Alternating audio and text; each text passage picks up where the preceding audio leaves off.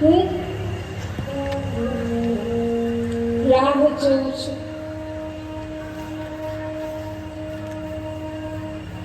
છેલ્લા 70 વર્ષથી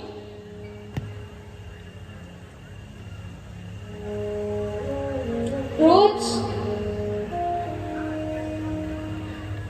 એક જ નામ,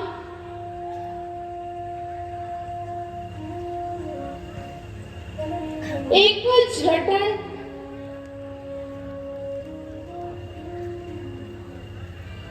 ને એક જ કામ, માત્ર રામ રામ ને બસ રામ. ભલે હું 70 વર્ષની હોઉં પણ વૃદ્ધ નથી. રામનું નામ લેવામાં જેટલા વર્ષો ગયા એ તો મારા શરીરને ગયા, પણ મારી ચેતનાને નહીં. રામ રામ રામ. શું કહ્યું? હું કોણ એમ?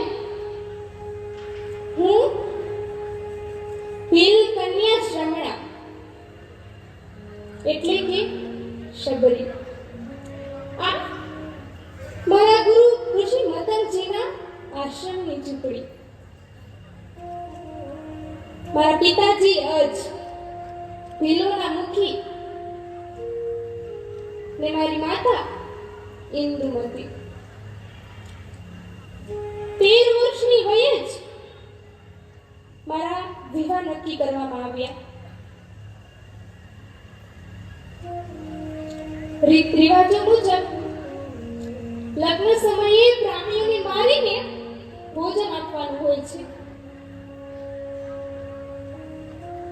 મેં માને કહ્યું, માં આ ખોટું છે, આ અબોલા જીવની હત્યા ના કરાય. મારું માનવામાં ન આવ્યું ને છેવટે હું ઘર છોડીને વનવાસની વાટે નીકળી પડી.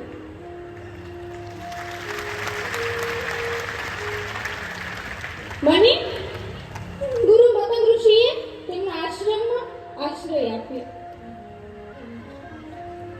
હું ભાવપૂર્વક શ્રદ્ધાથી તેમની સેવા ચાકરી અને પૂજન અર્ચનમાં જોડાઈ છે તેમના અંતિમ શ્વાસ સુધી. મને યાદ છે, બરોબર યાદ છે એ ક્ષણ જેમણે મને કહેલું કે તું રાહ જોજે, તું રાહ જોજે, તને મળવા પ્રભુ શ્રી રામ આવશે. બસ એ શબ્દોના સહારે હું આજ સુધી રોજ મારી આ કુટિયાને સજાવું છું. છેલ્લા 70 વર્ષ સુધી મને શ્રદ્ધા છે, વિશ્વાસ છે મારા ગુરુ વચન પર કે મારા રામ જરૂર આવશે. રામ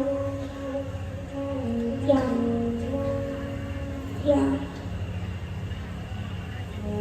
અરે એ મૂર્ખો, કેમ અધીરા થઈ રહ્યા છો? હજુ તો મારા રામનું આસન બિછાવવાનું બાકી છે. અરે બોર અને કંદમૂળની છાબડી મેં ક્યાં રાખી દીધી? નક્કી આજે મોડું થવાનું. ક્યાંક અચાનક રામ મારી સામે આવી ગયા તો હું શું કરીશ? ચાલો ચાલો ઝટકા મેં વળગું.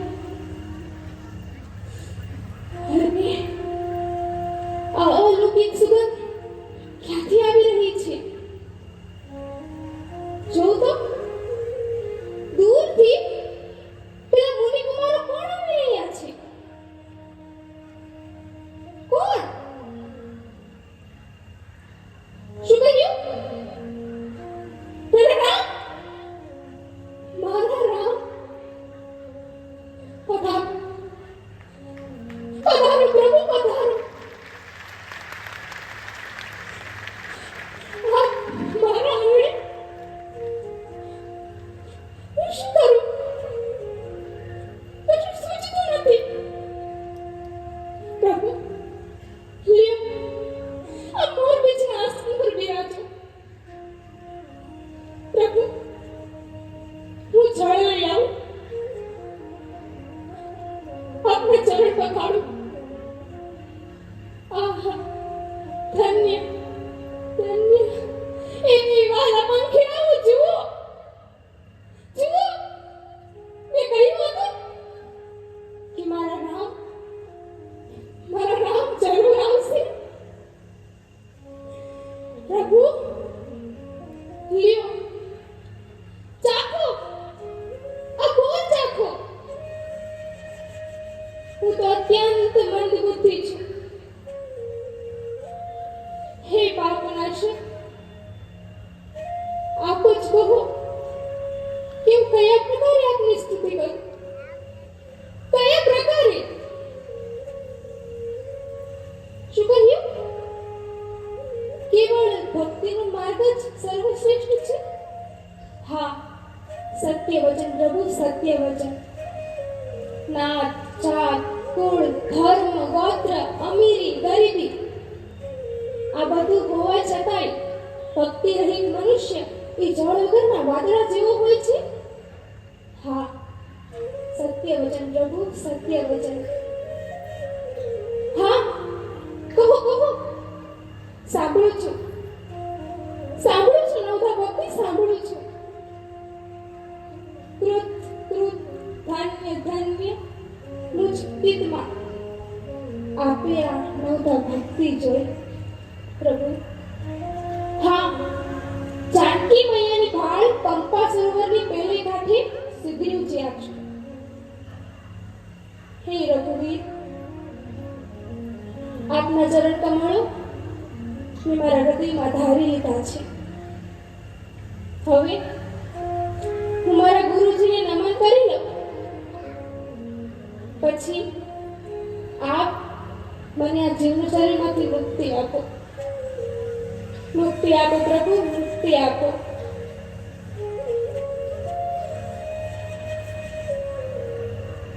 ગુરુ વચન પર અડગ શ્રદ્ધા હોય,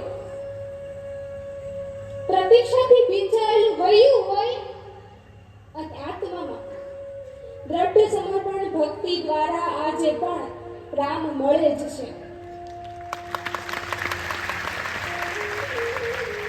હું શબરી તેની સાબિતી છું. જો તમે પણ દ્રઢ સમર્પણ ભક્તિ દ્વારા રાહ જોઈશો ને તો તમને પણ તમારા રામ જરૂર મળશે. જય સિયા રામ.